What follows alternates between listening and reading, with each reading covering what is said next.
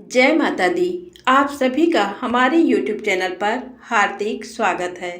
आज सुने श्रीमद् देवी भागवत के महात्म के प्रसंग में रेवती नक्षत्र के पतन और पुनः स्थापन की कथा तथा श्रीमद् देवी भागवत के श्रवण से राजा दुर्दम को मनवंतराधिप पुत्र की प्राप्ति। सूत जी बोले, इस अलौकिक एवं विचित्र कथा को सुनकर पुनः सुनने की इच्छा वाले अगस्त्य जी ने बड़ी विनम्रता पूर्वक भगवान कार्तिकेय से कहा। अगस्त्य जी बोले, हे देव सेनापते, हे देव, मैंने ये विचित्र कथा सुन ली। अब आप श्रीमद् देवी भागवत का दूसरा महात्म मुझे बताएं। कार्तिकेय जी बोले, हे मित्रावरुण से प्रकट होने वाले मुने, अब आप ये कथा सुने जिसके एक अंश में भागवत की महिमा कही गई हो, धर्म का विशद वर्णन किया गया हो और गायत्री का प्रसंग आरंभ करके उसकी महिमा दर्शाई गई हो, उसे भागवत के रूप में जाना जाता है। ये पुराण देवी भगवती के महात्म्य से परिपूर्ण होने के कारण देवी भागवत कहा जाता है। वे परा भगवती ब्रह्मा, विष्णु और महेश की आराध्या हैं। रीता नाम से विख्यात एक महान बुद्धि संपन्न मुनि थे। रेवती नक्षत्र अंतिम भाग गंडांत योग में उनके यहाँ समयानुसार एक पुत्र उत्पन्न हुआ। उन्होंने उस पुत्र को जातकर्म आदि क्रियाएं तथा चूड़ाकरण एवं उपनयन आदि संस्कार भी विधि पूर्वक संपन्न किए। महात्मा ऋतवाक के यहाँ जब से वह पुत्र उत्पन्न हुआ, उसी समय से वे शोक तथा रोग से ग्रस्त रहने लगे और क्रोध एवं लोभ ने उन्हें घेर लिया। उस बालक की माता भी अनेक रोगों से ग्रसित होकर नित्य शोकाकुल और अति दुखी रहने लगी। मुनि ऋतवाक अत्यंत दुखी और चिंतित होकर सोचने लगे कि ऐसा क्या कारण है कि मेरे ये अत्यंत दुर्मति पुत्र उत्पन्न हुआ। तरुणावस्था को प्राप्त होने पर उसने किसी मुनि पुत्र की पत्नी का बलपूर्वक हरण कर लिया। वह दुर्बुद्धि अपने माता पिता की शिक्षाओं पर कभी भी ध्यान नहीं देता था। तदनंतर अत्यंत दुखित मन वाले ऋतवाक ने ये कहा कि मनुष्यों के लिए पुत्रहीन रह जाना अच्छा है, किंतु कुपुत्र की प्राप्ति कभी भी ठीक नहीं है।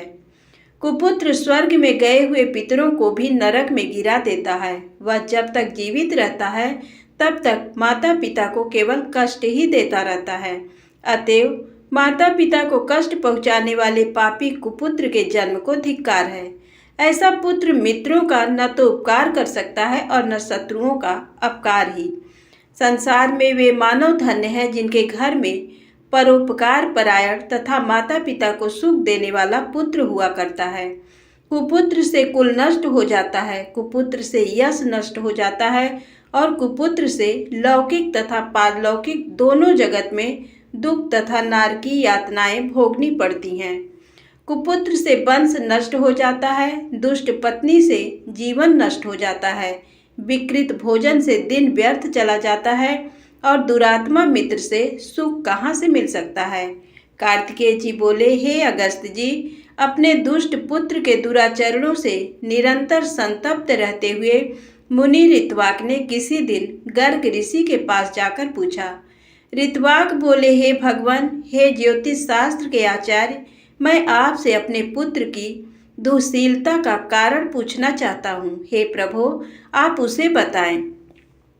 गुरु की निरंतर सेवा करते हुए मैंने विधि पूर्वक वेदाध्ययन किया और ब्रह्मचर्य व्रत पूर्ण करके विधि विधान के साथ विवाह किया। अपनी भार्या के साथ मैंने गृहस्थ धर्म का सदैव यथोचित पालन किया और विधि पूर्वक पंचयज्ञ का अनुष्ठान किया। हे विप्र, नरक प्राप्ति के भय से बचने के लिए पुत्र प्राप्त करने की कामना से मैंने विधिवत गर्भाधान किया था, न कि वासनात्मक सुख प्राप्ति की इच्छा से। हे मुने, दुखदायी माता पिता के प्रति उद्दंड तथा बंधु बांधवों को पीड़ा पहुँचाने वाला ये पुत्र मेरे दोष से अथवा अपनी माता के दोष से उत्पन्न हुआ। तब ज्योतिष शास्त्र के ज्ञाता गर्गाचार्य ने मुनि ऋतवाक का ये वचन सुनकर सभी कारणों पर सम्यक रूप से विचार करके कहा। गर्गाचार्य जी बोले, हे मुने, इसमें न तो आपका दोष है, न बालक की माता का दोष है और न तो कुल का दोष है। रेवती नक्षत्र का अंतिम भाग गंडांत योग ही इस बालक की दुर्विनीतता का कारण है। हे मुने, अशुभ बेला में आपके पुत्र का जन्म हुआ है, इसी कारण ये आपको दुख दे रहा है। इसमें लेश मात्र भी अन्य कोई कारण नहीं है। अतः हे ब्राह्मण, इस दुख के शमन के लिए आप प्रयत्न पूर्वक समस्त दुर्गतियों का विनाश करने वाली कल्याणी जगदम्बा दुर्गा की आराधना कीजिए। गर्गाचार्य जी का वचन सुनकर ऋत्वाक मुनि क्रोध से मूर्छित हो गए और उन्होंने रेवती को शाप दे दिया कि वह आकाश से नीचे गिर जाए। ऋत्वाक के शाप देते ही चमकता हुआ रेवती नक्षत्र सभी लोगों के देखते देखते आकाश से कुमुद पर्वत पर जा गिरा। वह कुमुद पर्वत रेवती के गिरने के कारण रैवतक नाम से प्रसिद्ध हुआ और उसी समय से वह अत्यंत रमणीक हो गया। रेवती को शाप देकर मुनि ऋत्वाक ने महर्षि गर्ग द्वारा बताए गए विधान के अनुसार देवी भगवती की सम्यक आराधना कर सुख और सौभाग्य प्राप्त किया। कार्तिकेय जी बोले, हे अगस्त्य जी, उस रेवती नक्षत्र के समान तेज से एक कन्या उत्पन्न हुई, जो अनुपम रूपवती होने के कारण लोक में दूसरी लक्ष्मी की भांति प्रतीत हो रही थी। रेवती नक्षत्र की कांति से प्रादुर्भूत उस कन्या को देखकर मुनि प्रमुच ने प्रसन्न होकर उसका रेवती ये नाम रख दिया।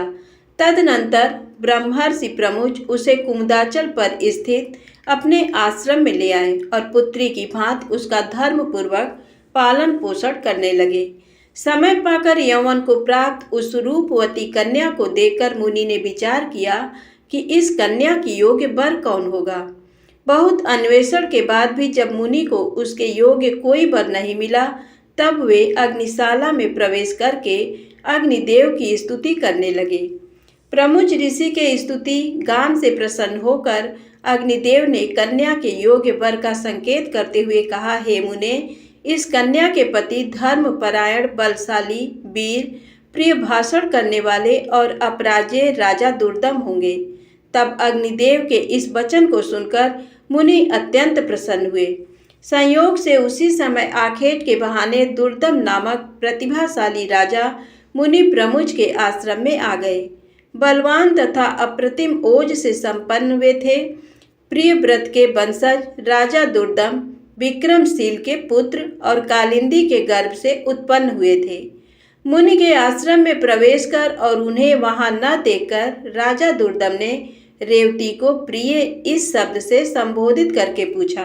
राजा बोले, हे प्रिय, महर्षि भगवान प्रमुच इस आश्रम में कहाँ गए हुए हैं? हे कल्याणी, मुझे सच सच बताओ, मैं उनके चरणों का दर्शन करना चाहता हूँ। कन्या बोली, हे महाराज, महामुनि अग्निशाला में गए हुए हैं। राजा भी ये वचन सुनकर शीघ्रता पूर्वक आश्रम से बाहर निकल आए। इसके बाद प्रमुच मुनि ने राज लक्ष्मण संपन्न एवं विनयावनत राजा दुर्दम को अग्निशाला के द्वार पर स्थित देखा। मुनि को देखकर राजा ने प्रणाम किया और तदनंतर मुनि प्रमुच ने शिष्य से कहा, हे गौतम, ये राजा अर्घ्य पाने के योग्य हैं, अतः शीघ्र ही इनके लिए अर्घ्य ले आओ। बहुत दिन बाद ये पधारे हुए हैं और विशेष रूप से ये हमारे जामाता हैं। ऐसा कहकर मुनि ने राजा को अर्घ्य प्रदान किया और राजा ने भी विचार करते हुए उसे ग्रहण किया।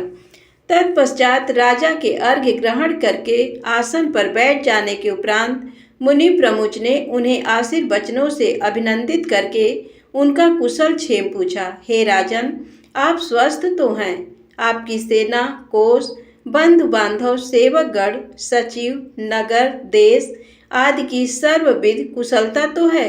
हे नरेश, आपकी भार्या तो यहीं विद्यमान है और वह सकुशल है, अतएव मैं उसकी कुशलता नहीं पूछूंगा। आप अपनी अन्य स्त्रियों का कुशल क्षेम बताइए। राजा बोले, हे भगवान, आपके कृपा प्रभाव से मेरी सर्वविध कुशलता है। हे ब्राह्मण, अब मेरी ये जिज्ञासा है कि मेरी कौन सी भार्या यहाँ है? ऋषि बोले, हे पृथ्वीपते, संसार में अप्रतिम लावण्य से संपन्न रेवती नामक आपकी पत्नी यहाँ ही रहती है, क्या आप उसे नहीं जानते? राजा बोले, हे प्रभु, सुभद्रा आदि मेरी पत्नियां तो घर पर ही हैं। हे भगवान, मैं तो केवल उन्हें ही जानता हूँ, मैं रेवती को तो नहीं जानता।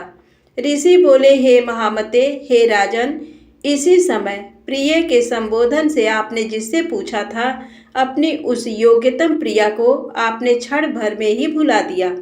राजा बोले, हे मुने, आपने जो कहा वह असत्य नहीं है, किंतु मैंने तो सामान्य रूप से ऐसा कह दिया था। इसमें मेरा कोई दूषित भाव नहीं था, अतः आप मेरे ऊपर क्रोध न करें। ऋषि बोले, हे राजन, आपका भाव दूषित नहीं था, अपितु आपने सत्य ही कहा था। अग्निदेव के द्वारा प्रेरित किए जाने पर ही आपने ऐसा कहा। इसका पति कौन होगा, ऐसा मेरे द्वारा आज अग्निदेव से पूछे जाने पर उन्होंने कहा था कि इसके पति निश्चित रूप से राजा दुर्दम ही होंगे। हे महीपते, अतः मेरे द्वारा प्रदत्त इस कन्या को आप स्वीकार कीजिए। आप इसे प्रिय ऐसा संबोधित भी कर चुके हैं, अतएव अब शंका रहित होकर किसी अन्य विचार में न पड़े। मुनि का ये वचन सुनकर राजा दुर्दम चिंतन करते हुए चुप हो गए और मुनि उनके वैवाहिक अनुष्ठान की तैयारी में जुट गए।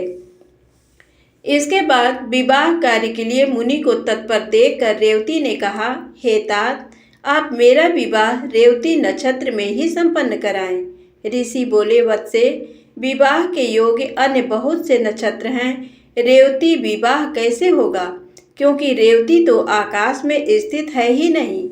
कन्या बोली, रेवती नक्षत्र के अतिरिक्त अन्य कोई भी नक्षत्र मेरे विवाह के लिए उचित नहीं है, अतः मैं प्रार्थना करती हूँ कि आप मेरा विवाह रेवती नक्षत्र में ही करें।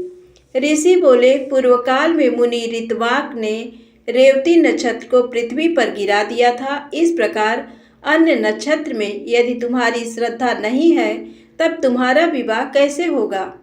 कन्या बोली, तात, क्या केवल एक ऋतवाक ने ही तपश्चर्या की है? क्या आपने मन वचन कर्म से ऐसी तपः साधना नहीं की है? हे पिताजी, मैं आपके तपोबल को जानती हूँ। आप जगत की सृष्टि करने में समर्थ हैं, अतः आप अपने तप के प्रभाव से रेवती को पुनः आकाश में स्थापित करके उसी नक्षत्र में मेरा विवाह कीजिए। ऋषि बोले, तुम्हारा कल्याण हो। तुम जैसा मुझसे कह रही हो वैसा ही होगा। तुम्हारे हितार्थ मैं आज ही रेवती नक्षत्र को सोम मार्ग में स्थापित करूँगा। कार्तिकेय जी बोले, हे अगस्त्य जी, ऐसा कहकर मुनि ने अपने तपोबल से शीघ्र ही पूर्व की भांति रेवती नक्षत्र को फिर से नक्षत्र मंडल में स्थापित कर दिया। तदनंतर मुनि प्रमुच ने रेवती नक्षत्र में विवाहिक विधि के अनुसार महात्मा राजा दुर्दम को अपनी रेवती कन्या को सौंप दी। इस प्रकार कन्या का विवाह कर देने के उपरांत मुनि ने राजा से कहा, हे वीर, तुम्हारी क्या अभिलाषा है, मुझे बताओ, मैं उसे अवश्य पूरी करूंगा। राजा बोले, हे मुने, मैं स्वयंभू मनु के वंश में उत्पन्न हुआ हूँ, अतः मैं यही कामना करता हूँ कि आपकी कृपा से मुझे मनवंतराधिपति पुत्र की प्राप्ति हो। मुनि बोले, यदि आपकी ये अभिलाषा है तो आप देवी भगवती की आराधना कीजिए। ऐसा करने पर आपका पुत्र मनु अवश्य ही मनवंतराधिपति होगा। रेवती के गर्भ से उत्पन्न रैवत नाम वाला पांचवा मनु वेद वेत्ता, शास्त्रों के तत्वों को जानने वाला, धर्मपरायण तथा अपराजेय होगा। मुनि प्रमुच के इस प्रकार कहने पर प्रसन्न होकर प्रतिभा संपन्न राजा दुर्दम ने मुनि को प्रणाम किया और वे भार्या रेवती के साथ अपने नगर चले गए। महामती राजा दुर्दम ने अपने पिता पितामह से प्राप्त राज्य पर शासन किया और उस धर्मात्मा ने औरस पुत्रों की भांति अपनी प्रजाओं का पालन किया। एक बार उनके यहाँ महात्मा लोमस ऋषि पधारे। राजा दुर्दम ने उन्हें प्रणाम किया और उनका विधिवत पूजन कर दोनों हाथ जोड़कर कहा। राजा बोले, हे भगवान, हे मुने, यदि आप कृपा करें तो मैं पुत्र प्राप्ति की कामना से आपसे देवी भागवत नामक पुराण सुनना चाहता हूँ। राजा का ये वचन सुनकर लोमस मुनि प्रसन्न हो गए और बोले, हे राजन, आप धन्य हैं, क्योंकि तीनों लोकों की जननी देवी भगवती में आपकी ऐसी भक्ति हो गई है। देव, दानव तथा मानव की आराध्या परा भगवती जगदम्बा में यदि आपकी भक्ति उत्पन्न हुई है तो आपकी कार्य सिद्धि अवश्य होगी। अतएव हे राजन, मैं आपको श्रीमद् देवी भागवत सुनाऊंगा, जिसके सुनने मात्र से कुछ भी दुष्प्राप्य नहीं रह जाता। हे ब्राह्मण, ऐसा कहकर मुनि ने किसी शुभ दिन में कथा का आरंभ किया। अपनी पत्नी के साथ राजा ने 5 बार श्रीमद् देवी भागवत पुराण का विधिवत श्रवण किया। कथा समाप्ति के दिन धर्मनिष्ठ राजा दुर्दम ने अत्यंत प्रसन्नता पूर्वक श्रीमद् देवी भागवत पुराण तथा लोमस मुनि की पूजा की। राजा ने नवारण मंत्र से हवन करके कुमारी कन्याओं को भोजन कराया और सपत्नीक ब्राह्मणों को प्रभूत दक्षिणा दान द्वारा संतुष्ट किया। कुछ समय बीत जाने पर भगवती की कृपा से उस रानी रेवती ने लोक कल्याणकारी गर्भ धारण किया। इसके बाद जब समस्त ग्रह नक्षत्र अपने अपने अनुकूल स्थानों पर थे और सभी मांगलिक कृत्य संपन्न हो गए थे, ऐसे शुभ समय में रेवती ने पुत्र को जन्म दिया। पुत्र के जन्म का समाचार सुनकर राजा दुर्दम अत्यंत प्रसन्न हुए और उन्होंने स्नान करके स्वर्ण कलश के जल से पुत्र का जातकर्म आदि संस्कार संपन्न किया। तदनंतर राजा ने विधिपूर्वक दान देकर ब्राह्मणों को संतुष्ट किया। समय पर पुत्र का उपनयन संस्कार करके राजा ने अपने पुत्र को अंगों सहित वेदों का अध्ययन कराया। इस प्रकार राजा का वह रैवत नामक तेजस्वी पुत्र समग्र विद्वाओं का निधान, धर्मपरायण, अस्त्र विशारदों में श्रेष्ठ, धर्म का वक्ता तथा धर्म का पालन करता हो गया। इसके बाद ब्रह्मा जी ने रैवत को मनु के पद पर नियुक्त किया और वे श्रीमान मनमंतराधिप के रूप में धर्म पूर्वक पृथ्वी पर शासन करने लगे। इस प्रकार मैंने देवी भगवती के इस प्रभाव का संक्षिप्त रूप से वर्णन कर दिया। इस श्रीमद् देवी भागवत पुराण के महात्म का विस्तार पूर्वक वर्णन करने में कौन समर्थ है। सूत जी बोले, हे ब्राह्मणों, इस प्रकार श्रीमद् देवी भागवत का महात्म तथा उसकी विधि सुनकर और कुमार कार्तिकेय की पूजा कर अगस्त जी अपने आश्रम चले आए। हे विप्रों, मैंने आप लोगों के समक्ष श्रीमद् देवी भागवत का ये महात्म कह दिया। जो मनुष्य श्रद्धा पूर्वक इसका श्रवण तथा पाठ करता है, वह इस लोक में संपूर्ण भोगों का सुख प्राप्त करके अंत में मोक्ष प्राप्त करता है। धन्यवाद। यदि आपको वीडियो अच्छी लगी हो तो प्लीज़ लाइक अवश्य करें, चैनल को सब्सक्राइब करें। जय माता दी, जय भोलेनाथ।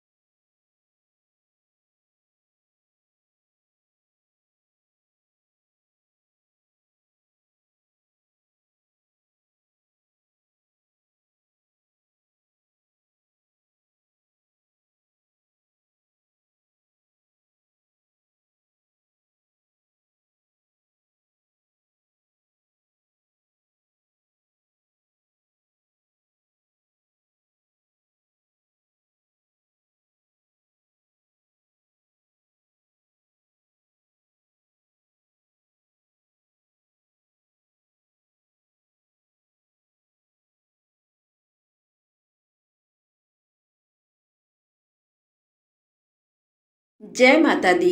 आप सभी का हमारे YouTube चैनल पर हार्दिक स्वागत है। आज सुने श्रीमद् देवी भागवत के महात्म के प्रसंग में रेवती नक्षत्र के पतन और पुनः स्थापन की कथा तथा श्रीमद् देवी भागवत के श्रवण से राजा दुर्दम को मनवंतराधिप पुत्र की प्राप्ति। यदि आप कथा को श्रवण करते हैं तो कृपया एक लाइक अवश्य किया करें और चैनल को सब्सक्राइब करके मेरा सहयोग करें। सूत जी बोले, इस अलौकिक एवं विचित्र कथा को सुनकर पुनः सुनने की इच्छा वाले अगस्त्य जी ने बड़ी विनम्रता पूर्वक भगवान कार्तिकेय से कहा। अगस्त्य जी बोले, हे देव सेनापते, हे देव, मैंने ये विचित्र कथा सुन ली। अब आप श्रीमद् देवी भागवत का दूसरा महात्म्य मुझे बताएं। कार्तिकेय जी बोले, हे मित्रावरुण से प्रकट होने वाले मुने, अब आप ये कथा सुने जिसके एक अंश में भागवत की महिमा कही गई हो, धर्म का विशद वर्णन किया गया हो और गायत्री का प्रसंग आरंभ करके उसकी महिमा दर्शाई गई हो। उसे भागवत के रूप में जाना जाता है। ये पुराण देवी भगवती के महात्म्य से परिपूर्ण होने के कारण देवी भागवत कहा जाता है। वे परा भगवती ब्रह्मा, विष्णु और महेश की आराध्या हैं। रीता नाम से विख्यात एक महान बुद्धि संपन्न मुनि थे। रेवती नक्षत्र अंतिम भाग गंडांत योग में उनके यहाँ समयानुसार एक पुत्र उत्पन्न हुआ।